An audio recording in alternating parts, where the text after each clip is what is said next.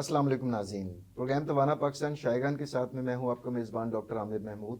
ناظرین، آج میں اپنے آبائی شہر لاہور میں بیٹھا ہوں اور آج ہمارے جو پروگرام کا موضوع ہے وہ خواتین کی صحت کے حوالے سے جو ایک شدید ترین خطرہ ان کی صحت کو ہوتا ہے کہ خدا نخواستہ بریسٹ کینسر ہو جائے تو وہ لیڈنگ کلر کے طور پر پوری دنیا میں ایک الارمنگ سچویشن اختیار کر چکا ہوا ہے۔ اب اس کی بروقت تشخیص جو ہے وہ بہت ہی زیادہ امپورٹنٹ ہوتی ہے اور آسان ترین کینسر ہے جس کا علاج بآسانی ممکن ہے، پرووائڈڈ کہ وہ ٹائملی اس کی ڈائگنوسس ہو جائے۔ اور اس میں جو میجر سب سے بڑے ٹیسٹ اس میں شامل ہیں اس میں ایک الٹرا ساؤنڈ ہوتا ہے اور دوسرا میموگرافی ہوتی ہے۔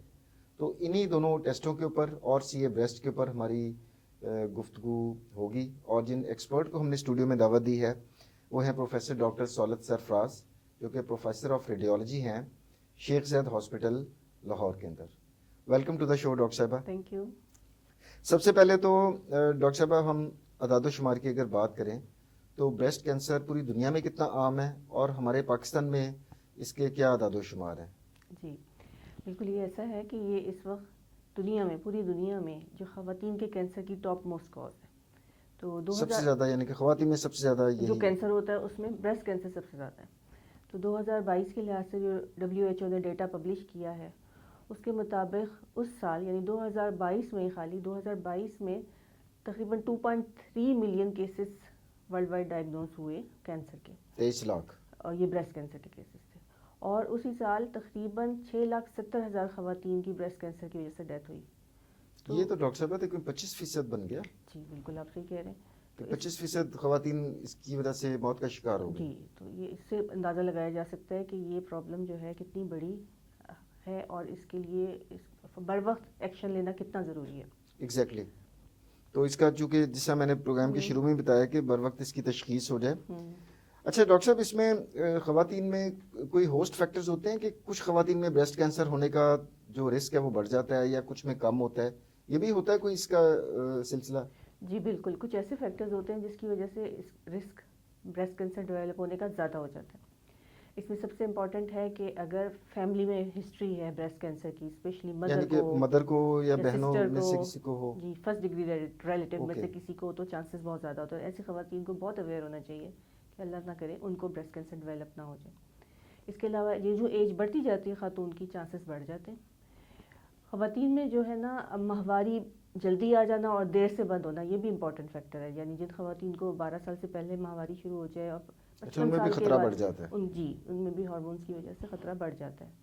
پھر اس کے علاوہ اگر جن خواتین کے بچے نہیں ہیں یا پہلا بچہ لیٹ پیدا ہو، وہ بھی ان میں بھی چانسز اس کے ہوتے ہیں۔ پھر کچھ جینز میں میوٹیشن ہو جاتی ہیں، وہ بھی ان کی وجہ ہو سکتی ہیں۔ اس کے علاوہ کچھ لائف سٹائل ہیبٹس ہیں جیسے کہ اوور ویٹ ہو جانا، اوبیسٹی، اسپیشلی مینوپاز کے بعد اوور ویٹ ہونا، اوبیسٹی، تو چانسز بہت زیادہ بڑھ جاتے ہیں۔ لائف سٹائل ہیبٹس ایسی ہیں کہ آپ زیادہ ورزش نہیں کر رہی، زیادہ موو نہیں کر رہی، تو اس سے بھی چانسز بڑھ جاتے ہیں۔ اور اس کے علاوہ کچھ خواتین ہارمون ریپلیسمنٹ تھیراپی لیتی ہیں جس میں ایسٹروجن پروجسٹرون دونوں شامل ہوں، اس طرح کی کمبائن جو تھیراپی لیتی ہیں، اگر وہ 5 سال سے زیادہ لیں تو کافی چانسز بڑھ جاتے ہیں۔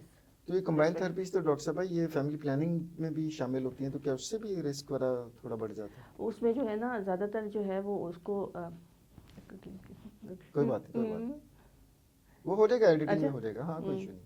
جی جی، آپ یہیں سے بے شک کنٹینیو بالکل۔ جو ہارمون ریپلیسمنٹ تھراپی جو ہے نا، جو کسی بھی قسم کی لی جائے، اس سے رسک بڑھ جاتے ہیں۔ یہ پبلشڈ ہے، اس کا ایویڈنس موجود ہے، تو اسی وجہ سے یہ بہت کیئر کے ساتھ دی جاتی ہے۔ اسی وجہ سے آپ نے دیکھا ہوگا کہ اس کی آلٹرنیٹو مینجمنٹ بھی آ گئی ہے فیملی پلاننگ کے لیے، تو وہ آپ کو ایگزیکٹلی وہ دوسرے میتھڈ جو ہیں وہ زیادہ سیف، اب آج کل حکومت بھی اس کے اوپر زیادہ توجہ دے رہی ہے کہ ہارمون کے بجائے دوسرے جو میتھڈ ہیں فیملی پلاننگ کے، ان کو ذرا ان کی ترویج کی جائے تاکہ بریسٹ کینسر کا جو خطرہ ہے اس کو بھی کم کیا جا سکے۔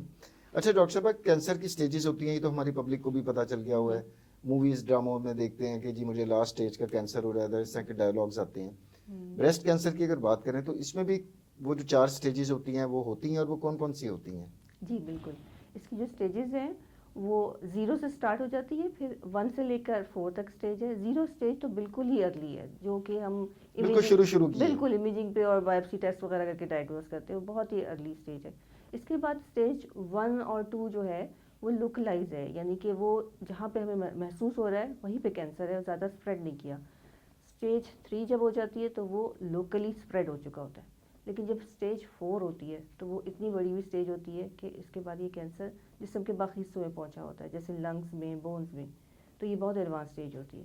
تو جتنی ارلی اسٹیج میں ڈائگنوسس ہوگی اتنی ہی بہتر ہے. تو یہی ہمارا مقصد ہے. تو اس میں سائز بھی بڑھتا رہتا ہے ڈاکٹر صاحب. ایک تو ٹیومرز مختلف جگہوں کے اوپر، شروع میں تو وہ بہت ہی ہو سکتا ہے چھوٹا سا ہو اور ایک ہی ہو جی. 0 اسٹیج کے اندر. ہوں. اسٹیج 1 کے اندر ہو سکتا ہے کہ 1 یا 2 ہوں لیکن ہو لوکلائزڈ، ایک ہی جگہ کے اوپر موجود ہوں. اسٹیج 2 کے اندر وہ زیادہ ہوں گے لیکن ہوں گے اسی ایک خاص ایریا کے اوپر.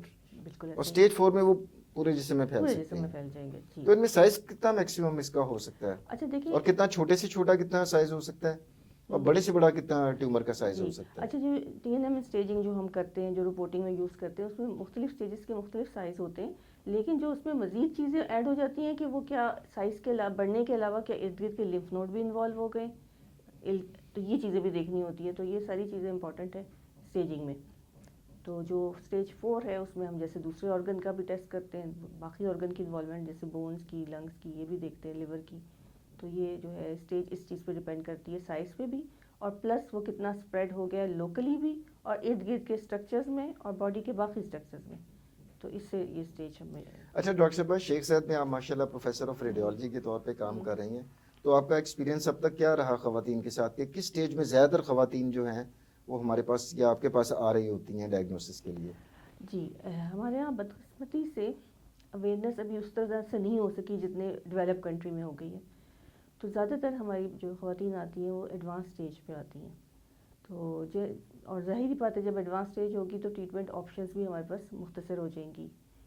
تو یعنی کہ اسٹیج 3 اور اسٹیج 4 میں زیادہ خواتین آ رہی جب ہوتی ان ہیں. کو کافی پلپیبل لمپ محسوس ہوتا ہے تب آتی ہیں. تو یہ اسٹیج 3 اور 4 کی خواتین ہمارے پاس زیادہ آتی ہیں. اچھا ڈاکٹر صاحبہ، اس کی ارلی جو ڈائگنوسس ہے اور بر وقت علاج، اس کے اوپر کیا کہیں گے کہ ٹریٹمنٹ میں کون کون سی پھر آپشنز ہوتی ہیں اگر ٹائملی ڈائگنوز ہو گیا تو؟ یہ آپ کا کوشچن بہت امپورٹنٹ ہے. جتنی جلدی ڈائگنوز ہو جائے گا اتنی ٹریٹمنٹ آسان ہوگی، سستی ہوگی اور اتنا ہی اس کا رسپانس آئے گا. تو بس یہ اس کا کی پوائنٹ ہے کہ جتنی ارلی ڈائگنوسس کر لیں گے اتنی ہی بینیفٹ ہے خاتون کے لیے.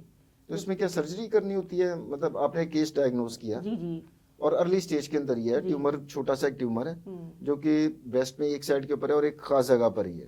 تو اس میں کیا بس وہ آپریشن کر کے نکال دیں گے اور بس ختم ہو گیا؟ جی وہ بس بالکل اسٹیجنگ سے ڈیپینڈ کرتا ہے. پھر اس کی ٹیشو ڈائگنوسس فائنل کنفرم کرتے ہیں آپریشن کے بعد. پھر وہ دیکھتے ہیں کہ اس کے مارجن انوالو تھے، ارد گرد کا ٹیشو انوالو تھا کہ نہیں.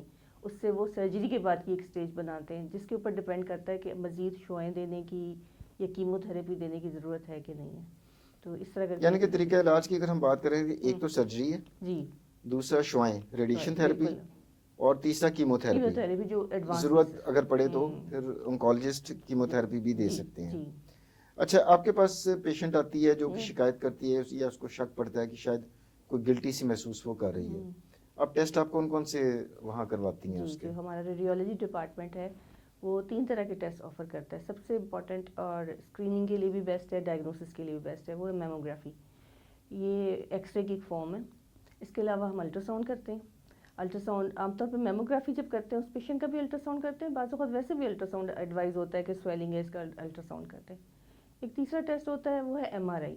یہ ایم آر آئی میموگرافی کہتے ہیں، جو بریسٹ کا ایم آر آئی ہوتا ہے، یہ سلیکٹڈ کیسز میں کیا جاتا ہے. اس کے علاوہ ریڈیولوجی میں ہم بائپسی بھی کرتے ہیں. ایک تو بائپسی ہوتی ہے نا جو کہ بالکل سرجن کر لیتا ہے، بلائنڈلی کر لیتا ہے، لمپ نظر آ رہا ہے اس سویلنگ کی بائپسی کر لی.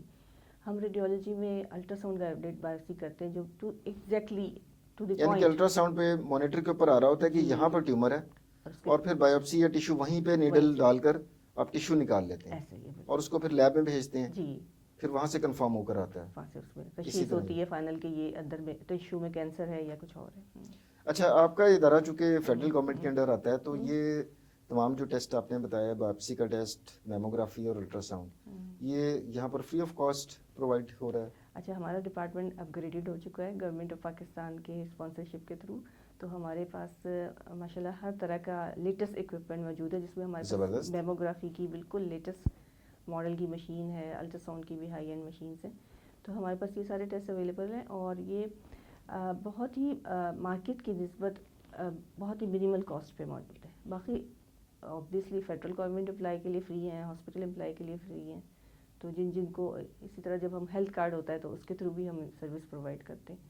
تو یہ ہمارے پاس کافی سارے لوگ اس سے مستفید ہوئے. ویسے ڈاکٹر صاحب میموگرافی کی جو پرائیویٹ ہاسپٹلس میں ہیں وہ عام طور پر کیا رینج ہوتی ہے, کیا چارج کر رہے ہوتے ہیں؟ اور شیخ زاید کے اندر آف کورس کہ وہ بہت کم پیسوں میں ہو جاتا ہے.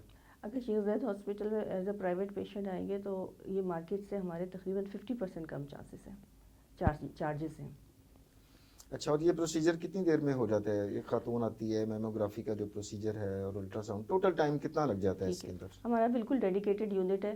تو ہم تو یہ پیشنٹ عام طور پہ اپوائنٹمنٹ کے پیشنٹ لیتے ہیں, لیکن واک ان بھی لے لیتے ہیں. بس ہمیں ان کی نا جو پیریڈ کی ڈیٹ کون سی ہے, ٹائم, اس کا ذرا خیال کرنا پڑتا ہے کہ اس میں ریڈیشن کا ایکسپوجر اوائڈ کریں. ادروائز یہ صرف میکسیمم 5 سے 6 منٹ کا ٹیسٹ ہے. اچھا, اگر خاتون پریگننٹ ہے تو اس صورت میں بھی یہ ٹیسٹ ہو جاتے ہیں؟ اس میں نہیں کرتے. اس میں نہیں کرنا. جی, لیکٹیٹنگ ہو یعنی کہ بریسٹ فیڈ کرا رہی ہو ان میں نہیں کرتے. اوکے, پریگننٹ خواتین میں نہیں کرتے. اچھا ڈاکٹر صاحب, یہ بریسٹ کینسر کے بارے میں کہا جاتا ہے کہ پیشنٹ کا سیلف ایگزامینیشن بھی بہت زیادہ امپورٹنٹ ہے ارلی ڈائگنوسس کے لیے. آپ اس کے اوپر کیا کہیں گی, اور یہ سیلف ایگزامینیشن خاتون کو کس طرح کرنا چاہیے؟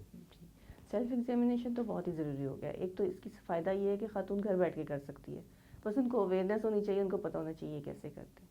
تو اس میں تو بہت ہی اس کا سمپل طریقہ یہ ہے کہ ہر مہینے کریں, اسپیشلی پیریڈس کے 4-5ویں دن ضرور کریں, 5 سے 7ویں دن ضرور کریں بلکہ.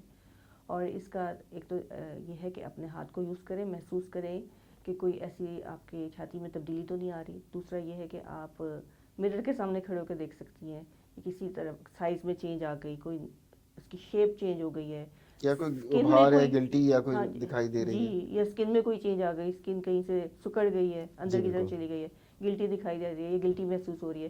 آسان طریقہ یہ کہا جاتا ہے کہ جیسے ہم اپنے یہ ہاتھوں کے پیچھے یہ محسوس کرتے ہیں نا ہڈی, اس طرح کی کوئی ہارٹ سویلنگ محسوس ہو رہی ہے تو وہ تو بہت ہی زیادہ سسپیشیس ہے. اور پھر اسے فوراً رابطہ کرنا چاہیے تاکہ الٹرا ساؤنڈ اور میموگرافی سے اس کو کنفرم بھی کیا جا سکے. اچھا ڈاکٹر صاحب, اگر آپ کے ڈپارٹمنٹ کی اگر بات کروں, اگر پیشنٹ ایک ڈائگنوز ہو گیا کہ اسے بریسٹ کینسر ہے, سرجن نے آپریٹ بھی کر دیا اور انکولوجسٹ نے کیموتھراپی بھی ایڈوائز کر دی, اب ریڈیشن تھراپی بھی آپ کا ڈپارٹمنٹ آفر کرتا ہے یا اس کا کوئی علیحدہ ڈپارٹمنٹ ہوتا ہے؟ جی, ہمارا ریڈیولوجی ڈپارٹمنٹ ہے. بیسیکلی اس کا مقصد تشخیص کرنا ہے. جو ریڈیو تھراپی ہے وہ ٹریٹمنٹ سے ریلیٹڈ ہے, وہ شعاؤں سے ٹریٹمنٹ کرتا ہے. اچھا, وہ علیحدہ ڈپارٹمنٹ ہے. لیکن ہم ان سے لیزون میں اس طرح ہوتے ہیں کہ جو ہم سٹیج بناتے ہیں, پھر ان کے ساتھ ہماری میٹنگز ہوتی ہیں ٹیومر بورڈ میں, پھر وہ سٹیج فائنل ہوتی ہے, اس کے مطابق وہ ٹریٹمنٹ دیتے ہیں. یعنی کہ باہمی مشاورت سے پھر سارا بالکل وہ ہو رہا ہوتا ہے. جی, اور بعد میں فالو اپ کیسز بھی ان کے دیکھتے ہیں. ایگزیکٹلی, ریڈیو تھراپی کے بعد. جی, اچھا جی, بالکل ٹھیک ہے کہ وہ آپریشن اور ریڈیو تھراپی کے بعد بھی آپ لوگ پھر ایگزامن ایم آر آئی کے اوپر کرتے ہوں گے کہ جی ٹیومر رہ گیا ہے, رہ تو نہیں گیا اور یا ختم ہو گیا, پھر آپ کی طرف سے کلیئرنس ہوتی ہوگی اور خاتون شفا یاب ہو جاتی ہوگی. اچھا ڈاکٹر صاحب, اب ہم پروگرام کے اینڈ کی طرف بڑھ رہے ہیں اور میں چاہوں گا کہ پروگرام کا جو ہمارا موضوع تھا آج, mammography, ultrasound, the importance of mammography and ultrasound in early treatment, early diagnosis of breast cancer, اس پہ ہماری خواتین جو اس وقت ویورز دیکھ رہی ہیں ان کو کیا پیغام دینا چاہیں گے؟ خواتین کے لیے میں یہی کہنا چاہوں گی کہ آپ کو اس بات کا احساس ہونا چاہیے کہ آپ ایز اے مدر, ماں کے طور پہ, بیوی کے طور پہ, یا بیٹی کے طور پہ, یا بہن کے طور پہ آپ کا بڑا مرکزی رول ہے ایک فیملی میں. اگر آپ صحت مند ہیں, آپ ٹھیک ہیں, تو آپ کی فیملی بھی خوش رہے گی. تو آپ کو یہ اس طرح سوچ کے اپنا بہترین خیال رکھنا چاہیے. اس کے بارے میں آپ دیکھیں کہ ہمارے ملک میں ہر سال اکتوبر کے مہینے میں بریسٹ کینسر سے آگاہی کا مہینے کے طور پہ منایا جاتا ہے, اور اس میں مختلف اویئرنیس کمپینز ہوتی ہیں جس میں بتایا جاتا ہے کہ کیسے آپ اس کینسر کو جلدی ڈیٹیکٹ کر سکتی ہیں, اور خدا نخواستہ یہ کینسر ہے تو پھر آپ کیسے رابطہ کریں ڈاکٹر سے اور اس کا علاج کرائیں. تو آخر میں ناظرین, میں خاص طور پر جو خواتین ہماری دیکھ رہی ہیں ان سے یہی کہوں گا کہ بریسٹ کینسر اس وقت خواتین میں سر فہرست ہے شرح اموات کے حوالے سے, پوری دنیا میں بھی اور پاکستان میں بھی. اور ٹائملی جو ڈائگنوسس ہے اس سے یہ 100% کیوریبل ہے, جس طرح ڈاکٹر صاحبہ نے فرمایا. اور امید کرتا ہوں کہ آج آپ کا یہ پروگرام, یہ جو ہم نے کیا کہ بریسٹ کینسر کی بروقت تشخیص کے اوپر میموگرافی اور الٹرا ساؤنڈ, اس کے اوپر کافی مفید معلومات پروفیسر صاحبہ نے شیئر کی. امید کرتا ہوں کہ آج کا پروگرام آپ کو پسند آیا ہوگا. اگلے پروگرام تک کے لیے ڈاکٹر عامر کو اجازت دیجیے. اللہ حافظ.